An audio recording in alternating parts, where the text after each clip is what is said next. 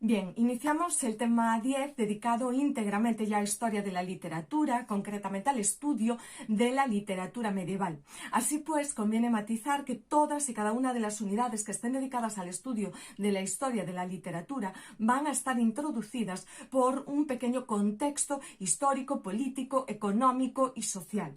Sin embargo, desde nuestra asignatura, lo único que haremos será pasar brevemente por este bloque a modo de contextualización, como bien acabo de señalar, es decir, solamente nos interesan aquellos acontecimientos que tienen un impacto directo en el desarrollo artístico y, por extensión, en el desarrollo literario.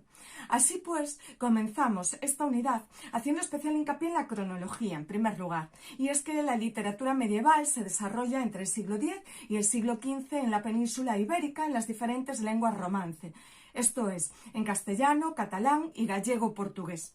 A nivel histórico, hay que tener en cuenta que desde el siglo VIII se venía desarrollando el movimiento de la Reconquista encabezado por los reinos cristianos, que tenían como finalidad expulsar de los territorios conquistados a los musulmanes. Así pues, entramos en un periodo de expansión, de recuperación de territorios, en el cual se va a producir un gran mestizaje cultural, una convivencia pacífica de distintas culturas que va a contribuir a enriquecer la nuestra y, por lo tanto, que también va a condicionar nuestra propia literatura.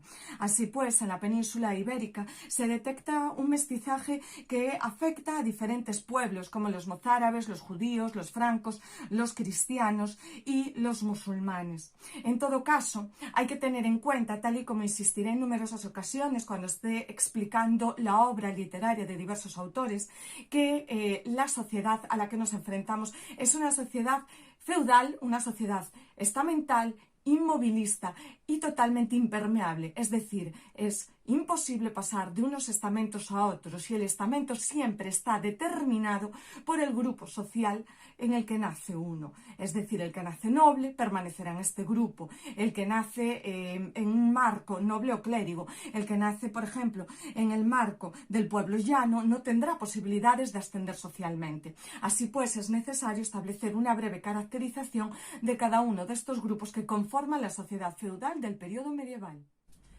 Bien, cuando estudiamos la sociedad del periodo medieval debemos tener en cuenta que su estructura es piramidal. Así pues, como vemos habitualmente en las clases de historia, en la cúspide se encontraría el rey. Inmediatamente por debajo conviene destacar el papel de la nobleza. La nobleza es un grupo privilegiado, es más, debemos tener en cuenta que hereda sus privilegios y también hereda sus posesiones a través del denominado o de la denominada figura del mayorazgo. Además de esto hay que tener en cuenta también el contrato feudal que establecen con el rey, de tal manera que son hombres de armas, es decir, entre sus actividades está, por supuesto, la actividad bélica, la de defender al rey, al cual le deben fidelidad. Son los grandes propietarios de las tierras, gozan de beneficios económicos, de beneficios sociales, no tienen que pagar impuestos y por lo tanto se constituyen como un grupo social, como acabo de mencionar, privilegiado. Semejante al grupo de la nobleza en cuanto a los privilegios que ostenta, cabe mencionar al clero. Sin embargo, en su caso hay que hacer una distinción y es la precariedad en la cual vivía el bajo clero. Ahora bien, cuando nos referimos a este grupo social, también es totalmente indispensable reconocer el papel que tienen en el desarrollo de la cultura. De tal manera que, por un lado, su labor de escribanos, es decir, a través de la creación de manuscritos mediante los que se permitía la transmisión de las obras literarias, tiene gran relevancia. Pero es que no podemos olvidarnos de que los monasterios eran los grandes lugares del saber. Hay que tener en cuenta que precisamente allí era donde se encontraban las bibliotecas medievales.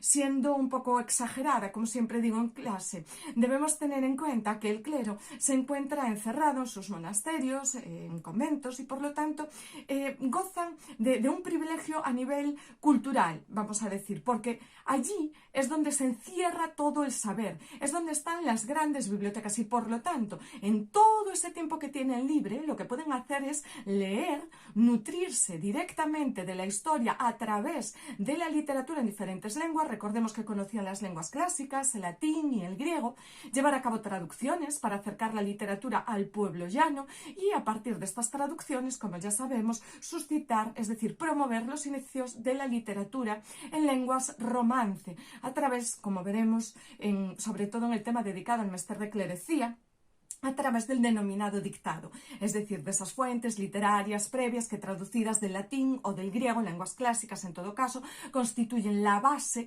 de nuestra literatura mediante un proceso de traducción y adaptación. Bien, tampoco se puede obviar el papel que el clero desempeña en el desarrollo de las primeras universidades aquí en la península ibérica.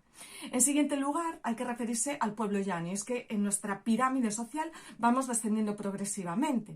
Por lo tanto, ya entendemos que el pueblo llano constituye el grupo social más amplio. Es un pueblo que está totalmente oprimido a nivel económico, a nivel político, a nivel legal, que tiene una dependencia total tanto del clero como de la nobleza, que desarrolla actividades económicas que están vinculadas a la agricultura, a la ganadería o, en todo caso, actividades de carácter manual, de carácter artesanal. Ya digo, son el grupo más oprimido, no goza de derechos y además de esto son los que se encargan de promover en último término el desarrollo económico de los estratos sociales que están por encima, superiores. Claro, hay que tener en cuenta que progresivamente va surgiendo otro grupo social, que es el de la burguesía. A medida que se empieza a desarrollar el comercio, hay que tener en cuenta que aparecen estas personas que se denominan liberales en el sentido puramente económico, y es que no dependen de nadie a la hora de mantenerse, de sustentarse a sí mismos. Por lo tanto, hay que tener en cuenta que los burgueses se caracterizan porque se dedican a actividades que fundamentalmente tienen que ver con el comercio, ubicados en los burgos de las ciudades, que se organizan según la actividad económica que desempeñan. Bien, pues en esos burgos consideramos por un lado el desarrollo económico, que va a garantizar también la independencia a nivel social y la independencia todavía más importante a nivel político. Pero si hablamos de cultura, como siempre se explica desde el área de historia, consideramos que los burgueses son aquellos que promueven nuestra cultura a través de la figura del mecenazgo, es decir, con los excedentes que van acumulando económicos de su actividad productiva, de su actividad comercial. Es habitual que lo que hagan sea financiar el desarrollo de otras obras artísticas, de tal manera que provocan que la temática religiosa y la temática relacionada con la nobleza se vaya desplazando poco a poco del arte. Esto es muy importante, ya que nos permite caminar hacia un arte profano, hacia una literatura profana, que será, bueno, la que se irá consolidando con el paso del tiempo, porque es aquella que entronca, que impacta, que conecta directamente con el grueso de la sociedad. La figura del mecenazgo es, por lo tanto, clave. Recordamos como palabras clave que la sociedad es feudal y, además de esto, la labor del mecenazgo, recupero otra vez, como promotora del desarrollo cultural. En cuanto a la situación lingüística de la península ibérica durante el periodo medieval, hay que precisar que el latín vulgar se escindió y dio lugar a los que conocemos como dialectos históricos del latín, de los cuales, como ya sabemos, el que ganó más peso, el que se acabó estableciendo como la lengua oficial de todo el reino, fue el castellano. Sin embargo, no podemos olvidarnos del gallego-portugués, del astur-leonés, del navarro-aragonés y del catalán, del cual hoy tenemos una variante dialectal, que es precisamente el valenciano, como ya mencionamos en clase en otras ocasiones.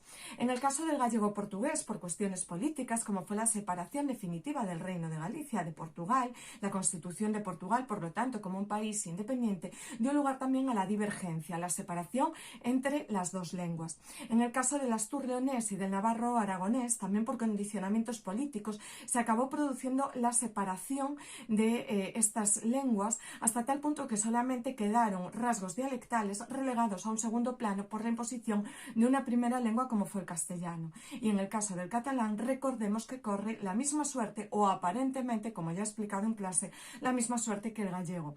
Porque, y voy a hacer un inciso, aunque nos lo explican desde lengua gallega y literatura, la situación del gallego fue muy distinta, ya que la repoblación de Galicia se llevó a cabo de la mano de nobles castellanos, nobles que tenían unos usos lingüísticos diferentes, por lo tanto, a la nobleza autóctona gallega.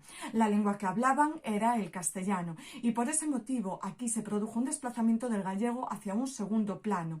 Precisamente de aquí es de donde proceden esos comportamientos diglósicos de los que ya hemos hablado en el tema de lingüística correspondiente. Pensemos por un momento, si la nobleza, es decir, el grupo social más poderoso, tiene un uso lingüístico en lengua castellana, es normal que la población autóctona tienda a imitar sus usos lingüísticos, lo cual implica que el gallego queda reducido a ámbitos más íntimos de carácter familiar.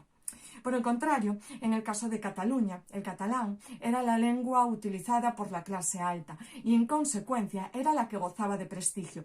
Ese es el motivo por el que, en la actualidad, sigue gozando de ese prestigio, de ese gran apoyo social traducido en un amplio número de hablantes en contraposición con el gallego.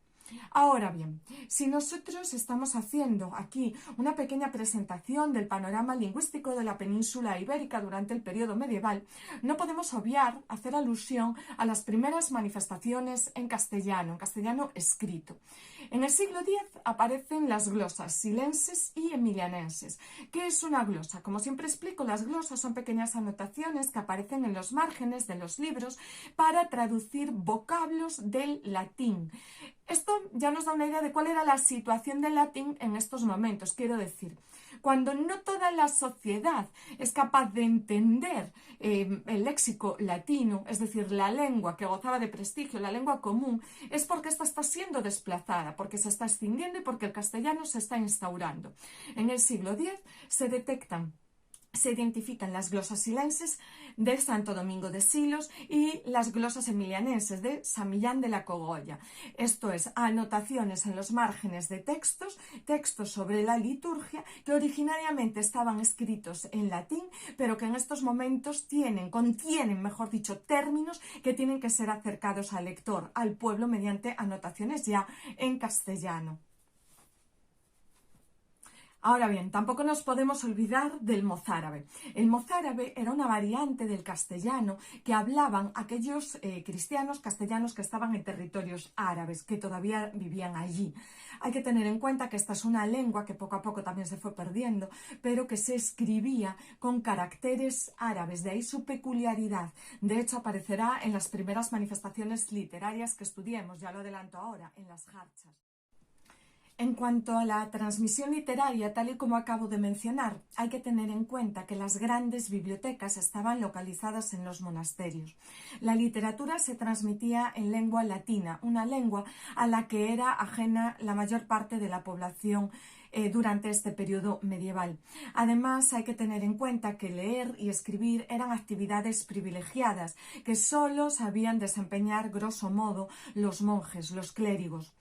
Además, eran tremendamente costosas. Es por ese motivo por el cual solamente se traducían al latín aquellas obras que tenían gran relevancia. Sin embargo, la transmisión al pueblo llano se hacía con carácter oral y progresivamente el latín quedó desplazado a un segundo lugar a medida que las lenguas romance fueron surgiendo. Esa transmisión oral se ejecutaba de la mano de los juglares. No había, por lo tanto, conciencia de autoría.